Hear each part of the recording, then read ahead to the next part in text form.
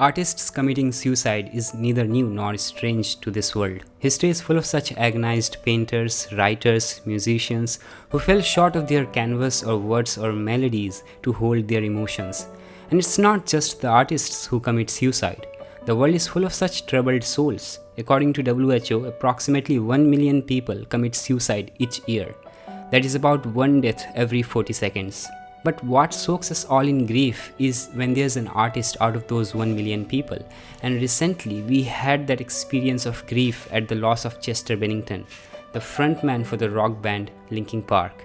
And his death brought back the same question again: why few artists commit suicide or live so recklessly to be called suicide?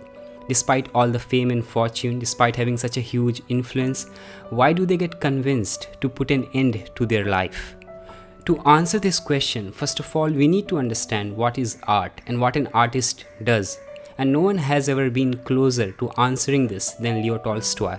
He says, quote, "To correctly define art, it is necessary, first of all, to cease to consider it as a means to pleasure and to consider it as one of the conditions of human life. And something could only represent the condition of a person if it contains the pure expression of that person.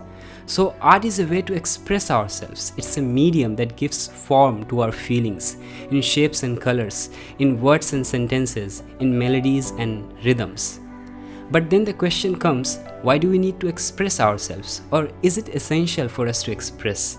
For all I know, mankind history has always been about self-expression. It's by expressing ourselves back in the days that we averted danger, we formed a community, we survived.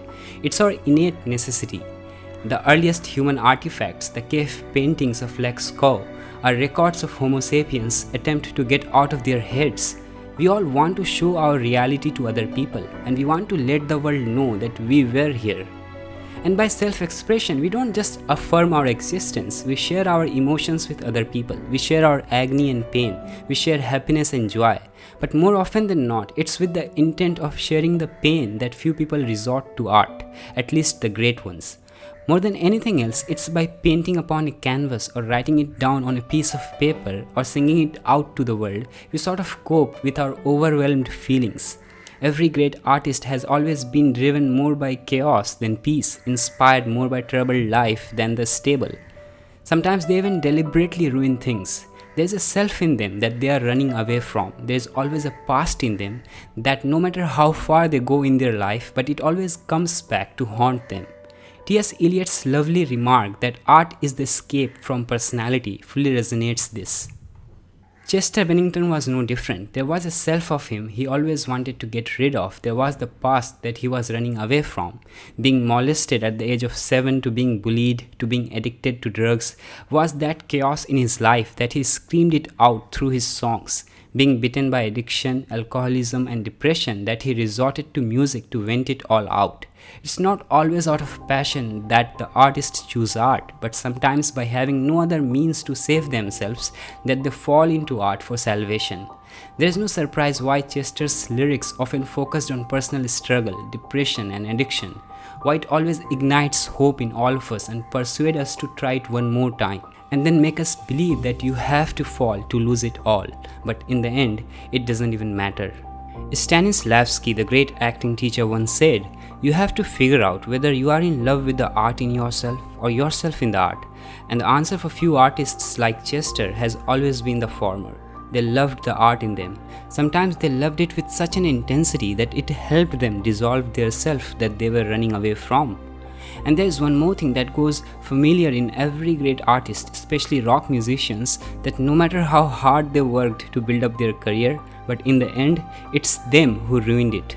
In a flick, they shatter the house of cards they used their whole life to erect. Jim Morrison, Kurt Cobain, in their last few years of life, grew aloof to music. They didn't want to write songs or perform with their band members. No matter how much they were convinced by their closed ones, they kept themselves hooked on drugs and alcohol. Chester, despite screaming all his sorrows through his songs, despite writing such intense lyrics, couldn't stream out all his pain. Art turned out to be inadequate to help him cope with his emotions and grief. And this is how it ended for every artist who settled with art to compensate for the loss of human love. No matter how intensely you are into art, but there will always be a part of your psyche that will be untouched by it. And this is the testimony to the fact that no external solace, no forms of art, no addiction, no obsession can substitute for love. No matter how great of a painter you are, doesn't matter how beautifully you write or sing, but if it is to cover the scars on your body, it will always fall short. But out of all external remedies that we seek to heal the wounds of our past, art is perhaps the best option. It might or might not help a person fully cope with his emotional imbalance, but it does make him leave an artifact that is cherished by other people and assist them in taking shelter in it when they are left vulnerable. Chester's song might not have had enough space in it to accommodate all his sorrows, but for us it always does. And whenever we will be left disappointed in our life, we would tune to his songs to make us rise again.